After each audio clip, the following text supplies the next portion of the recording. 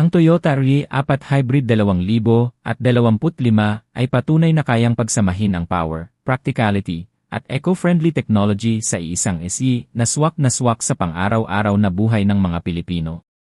Sa unang tingin, agad mong mapapansin ang mas agresibo at modernong exterior, may mas matulis na rear headlights, bagong front grille na may sporty chrome design, at aerodynamic body lines na nagbibigay ng dynamic na porma sa kalsada. Sa loob, ramdam mo ang comfort at sophistication dahil sa premium leather seats, ambient lighting, at mas tahimik na kabin na idinisenyo para sa relaxed driving experience.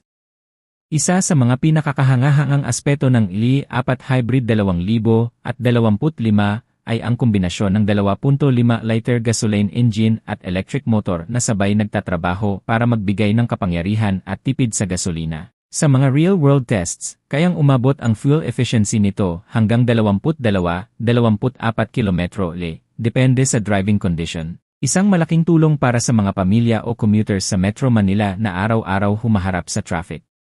Sa kalsada, napaka-smooth ng acceleration dahil sa instant torque mula sa electric motor at ramdam mo ang tahimik na pagtakbo kahit nasa eco mode. Mayroon din itong E-mode kung saan pwedeng tumakbo ng purely electric sa maikling distansya, perfect para sa short errands o city drives nang walang emisyon.